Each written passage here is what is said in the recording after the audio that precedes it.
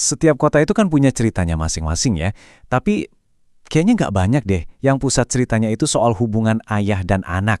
Nah, kali ini kita bakal kupas tuntas kisah manusia di balik berdirinya Purbalingga, sebuah kabupaten yang unik banget di Jawa Tengah. Kita bakal lihat gimana sebuah nasihat sederhana bisa membentuk takdir satu wilayah. Buat ngerti sebuah tempat, seringkali kita emang harus mulai dari namanya. Dan nama Purbalingga ini ternyata menyimpan petunjuk kuno tentang dari mana semuanya berawal. Oke, jadi namanya ini gabungan dari dua kata Sanskerta, purba yang artinya ya kuno atau asal, dan lingga yang nunjuk ke batu suci simbol Dewa Siwa. Nah, yang paling menarik, nama ini tuh nyambung banget sama bukti arkeologis. Ditemukannya banyak banget batu lingga di daerah-daerah kayak Candi Nata dan Kedung Benda, itu nunjukin kalau nama ini bukan asal sebut aja, tapi benar-benar cerminan sejarah spiritual di kawasan itu. Dari nama yang kuno tadi, sekarang kita beralih ke kisah manusianya. Karena, ya gitu, di balik nama yang besar pasti selalu ada sosok yang tindakannya itu ngasih makna ke nama tersebut. Yap, sejarah Purbalingga itu nggak bisa dipisahin dari sosok Kiai Arsantaka. Tapi gini deh, daripada kita ngelihat ini cuma sebagai rentetan tanggal dan peristiwa, gimana kalau kita coba ikuti ini sebagai perjalanan pribadi dari tokoh utamanya? Langkah-langkahnya secara perlahan membangun fondasi untuk generasi setelahnya. Jadi, siapa sih Kiai Arsantaka ini? Wah, perjalanannya itu strategis banget. Waktu muda, dia diangkat anak sama keturunan Ningrat Mataram. Terus, dia jadi Demang Pagendolan. Nah, titik baliknya itu pas dia terlibat di Perang Jenar, di mana dia milih buat mihak Kadipaten Banyumas. Ini langkah yang bakal nentuin segalanya. Dan ini langkah yang cerdas banget. Kesetiaannya di perang itu bukan cuma ngasih dia kehormatan, tapi juga ada hasil yang nyata banget.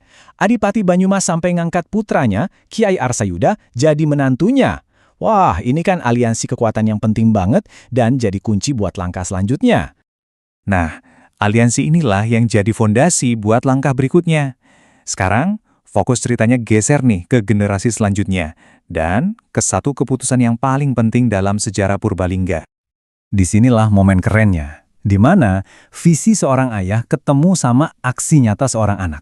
Atas saran ayahnya, Kiai Arsayuda, yang sekarang posisinya udah kuat banget berkat pernikahannya, ngambil langkah yang super berani. Dia mindahin seluruh pusat pemerintahan. Dan ini bukan cuma mindahin kantor loh, tapi dia benar-benar membangun jantung kota yang baru, Pendapa dan alun-alun. Nah, ini dia poin terpentingnya. Cuma dengan satu keputusan itu, sebuah desa diubah jadi pusat administrasi. Perpindahan dari Karanglewas ke Purbalingga itu adalah momen kelahiran kota seperti yang kita kenal sekarang. Benar-benar satu langkah yang monumental.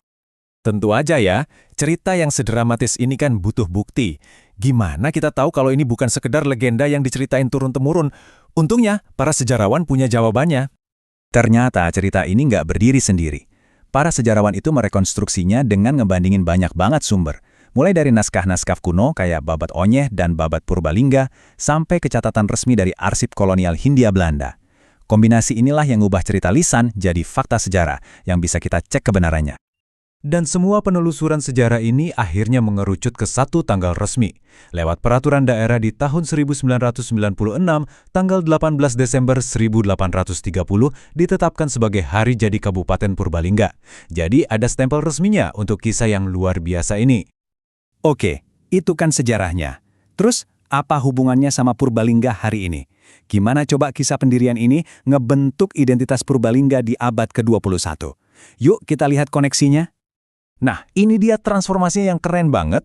Dulu, cuma sebuah pusat pemerintahan baru yang lahir dari kearifan sebuah keluarga. Sekarang, Purbalingga udah berevolusi jadi pusat industri yang spesifik banget dan bahkan dikenal di seluruh dunia. Siapa coba yang nyangka, kota yang didirikan atas dasar nasihat seorang ayah, sekarang jadi pemasok global buat knalpot dan rambut palsu. Dan ini yang bikin kita mikir di akhir. Di tengah sejarah kota-kota lain yang seringnya penuh penaklukan atau dekrit kerajaan, kisah Purbalingga ini jadi beda karena sifatnya yang personal banget. Ini ngingetin kita kalau kadang-kadang tindakan terbesar dalam sejarah itu justru dimulai dari percakapan yang paling sederhana, kayak antara seorang ayah dan putranya.